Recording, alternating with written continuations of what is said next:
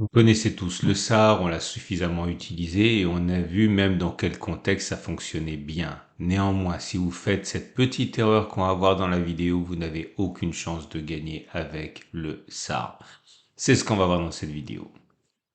Salut, c'est Trado, content de vous retrouver pour la mise à jour de l'analyse technique du CAC 40 avec, vous ne rêvez pas, une nouvelle séquence de hausse avec 0,25% au compteur qui nous permet de clôturer sur un record historique. On n'a jamais clôturé plus haut.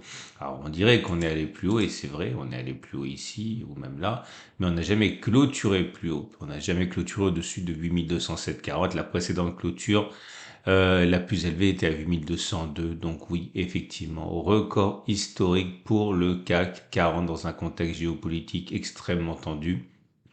Mais qu'à cela ne tienne, le pin bar qu'on avait identifié ici a donc produit ses effets, puisque je vous rappelle qu'on avait testé la stratégie qui consistait à acheter en mettant un stop de protection sous les plus bas 0,63. Vous voyez, on a fait 0,96 dont l'objectif est rempli.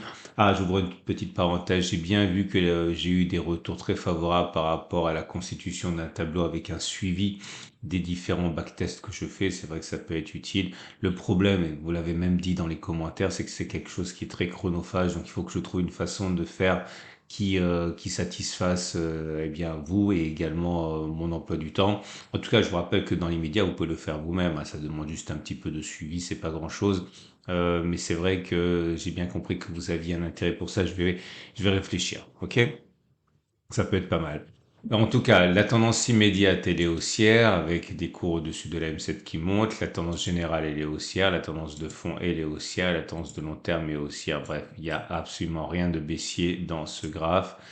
J'ai oublié de mentionner les bougies Aiki qui sont également redevenues haussières, hein. Ça, on avait déjà parlé de ça hier. On avait dit que on avait une bougie verte et qu'elle était assortie d'une mèche basse, donc c'était pas très haussier, mais celle du jour, elle est vraiment haussière, hein, puisque elle est grande, elle a pas de mèche basse. Alors attention, la mèche haute est un peu longue. On va dire que c'est haussier, c'est pas extrêmement haussier, mais c'est haussier. Mais vous ne rêvez pas là non plus. Si on prend le three line break, on a un nouveau bloc de three line break puisque ça se joue en clôture et aujourd'hui on a clôturé au plus haut. Donc voilà, une fois de plus, gardez à l'esprit hein, cette séquence. On a testé, c'est sans doute le backtest que j'ai fait le plus depuis que je fais des vidéos. Le fait que quand on a un premier bloc vert, généralement on n'en a pas qu'un seul. Et vous voyez, une fois de plus, on a une véritable série, hein, une farandole de blocs verts depuis qu'on a eu le premier. On a rien de nouveau à tester aujourd'hui à part bah, c'est ce que je vais tester aujourd'hui du coup, hein, le SAR. Alors le SAR, je vous ai déjà donné des stratégies qui fonctionnent, on a testé, on a vu que ça marchait. Ce que j'aimerais vous montrer aujourd'hui, c'est euh, l'intérêt de filtrer parce que j'ai mis un filtre M200, c'est-à-dire que j'ai filtré que les signaux qui apparaissaient alors qu'on est en tendance haussière.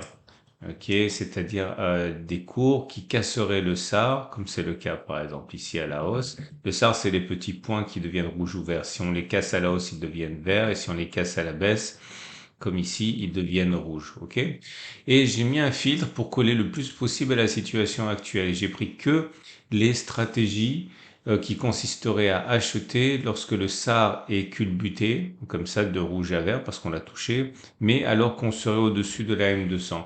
Et j'ai regardé trois choses. Ok, là vous avez trois pouces verts. Pourquoi? Parce qu'une fois que l'on a cassé ce SAR, je vais prendre notre exemple qui est plus facile, on le reprendra plus les autres après. J'ai une belle hausse. Non, là ça va pas justement parce qu'on est en dessous de la M200. Forcément quand j'en cherche une, j'en trouve pas. Je veux quelque chose de facile à analyser. Voilà, ici c'est facile à analyser. On est au-dessus de la M200. On a cassé le SAR ici. Un, si on met le stop de protection sous les plus bas du cycle baissier du SAR, le cycle baissier du SAR, il est là, le plus bas, il est là, donc on a un stop de protection à 3,56 pour ne pas dire 4, et vous voyez qu'au mieux on a fait 9 et quelques, 10, on a fait même beaucoup plus. Mais en tout cas, ça veut dire quoi? Ça veut dire que un, on a eu au moins une clôture au-dessus de la clôture qui a fait basculer le signal haussier. Deux, on a fait une fois la distance au stop de protection. Et on a même fait deux fois la distance au sol de protection. C'est pour ça qu'il y a 3 pouces. Là, vous avez par exemple 2 pouces verts et un pouce rouge parce que le signal a été donné sur cette bougie-ci. OK, en clôture. On met le stop de protection sous les plus bas. 1,96 et au mieux on a fait 3,28. Autrement dit, on a fait au moins une clôture au-dessus, on a fait une fois la distance au stop de protection, mais on n'a pas fait deux fois la distance au stop de protection. Ok? Bon, vous avez compris, c'est très ressemblant. Ça ressemble beaucoup à ce que je fais d'habitude. Je vous rappelle que je prends pas les signaux qui ont lieu en dessous de la M200 et ça change tout. Et là, pareil, je prends pas en compte les signaux.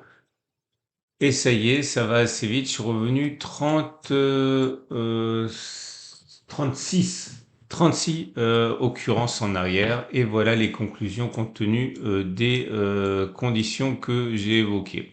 Est-ce qu'il est possible à partir de maintenant de parier sur le fait que l'on va clôturer au moins une fois au-dessus du niveau de clôture d'aujourd'hui qui est à 8204? La réponse est oui, quasiment 3 fois sur 4, hein, ça a fonctionné 26 fois, ça a échoué 10 fois, autrement dit, ça a fonctionné dans 72% des cas. Donc il est beaucoup plus plausible que l'on clôture au-dessus de la clôture du jour plutôt que l'on aille toucher les plus bas du cycle baissier du SAR à 8100 environ.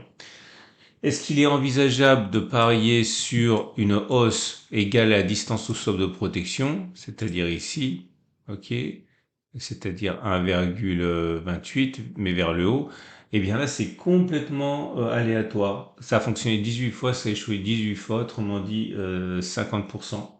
Ok. Et est-ce qu'il est envisageable de viser deux fois la distance au stop de protection, donc 1,26 fois 2, donc 2,52, mais je suis très mauvais en calcul mental. J'ai dû me tromper d'ailleurs. Eh bien là, la réponse est c'est pas plausible, hein, on a eu raison 12 fois et ça on a échoué 24 fois. Autrement dit, ça a fonctionné dans un cas sur 3 environ. Et c'est même pas rentable, hein, puisque l'un dans l'autre, on gagnerait autant que l'on perdrait si on faisait ça, puisqu'on gagnerait en visant deux fois l'objectif. On aurait gagné par exemple 200 et perdu 100 par trade. 12 fois 200, ça fait 2400 et 24 fois 100, ça fait 2400 aussi. Donc on est juste à l'équilibre. Alors qu'est-ce qu'on peut faire avec ça? Bah, deux choses. La première, c'est que c'est pas inutile, hein. Ça veut dire que si vous êtes en position, il n'y a pas d'obligation de se solder la position maintenant parce qu'il est plausible que l'on clôture plus haut encore. Mais de là à parier sur une hausse significative, donc on a dit hein, au moins 1,26 vers le haut, voire deux fois 1,26 vers le haut, c'est-à-dire 2, je vais y arriver, 52 je crois. Et bah non, là par contre, c'est pas un calcul qui est très rationnel, ok? Donc le fait de refaire le test que je vous ai fait, mais en étant au-dessus de la M200 comme maintenant, ça change un petit peu les données du problème. C'est-à-dire que si vous voulez utiliser cette méthode-là, il faut rajouter des conditions pour que ce soit intéressant, hein. La simple cassure du SAR, comme ça, il faut voir que c'est pas forcément une stratégie qui est constructive. On va terminer avec les trades du jour. Votre rendez-vous avec IG. IG, bien plus que du trading. Une équipe d'experts à vos côtés. Bah, c'est facile. Si vous êtes haussier, eh bien, vous pouvez parier sur la hausse, mais là, ça serait plutôt dans ce cas du trading discrétionnaire. Voilà, vous pariez sur le fait qu'on va repartir à la hausse. Vous mettez un stop de protection sous les plus bas récents ici. Ok, vous pariez sur le fait on va significativement aller plus haut. C'est la solution que vous pouvez adopter. Vous pouvez attendre éventuellement que l'on clôture, c'est notre solution au-dessus des précédents sommets, puisque là, on a touché un plus haut en clôture, mais on n'a pas clôturé plus haut. Donc là, vous pouvez attendre que l'on clôture au-dessus des 8228. Ah, ça fait penser qu'il y a un turtle soup là. J'aurais pu tester ça aussi si j'avais pas déjà testé ça récemment. Il y a un turtle soup. Attention, c'est un signal qui est baissier. Stop de protection au-dessus des plus bas, hein, des plus hauts ici. On a déjà testé ça récemment. Si vous êtes, quant à moi, bah voilà, je suis flat, hein. J'ai pas rentré de position depuis que j'ai été sorti sur mon take profit ici à 8103 pour l'instant, j'observe. Ok. Voilà, je vous souhaite une excellente journée. J'ai remis une vidéo sur une action qui rentre dans ma sélection, dans mon portefeuille d'actions de swing trading. Il s'agit de Esker. Vous devriez regarder parce que c'est une configuration qui est assez classique et qui peut vraiment vous intéresser. La vidéo est déjà en ligne. Et comme d'habitude, si vous avez aimé, n'hésitez pas à liker, recommander cette vidéo à vos amis. Si vous n'avez vraiment pas aimé, recommandez cette vidéo à vos ennemis, c'est toujours bon pour moi. Et je vous dis à demain pour la mise à jour.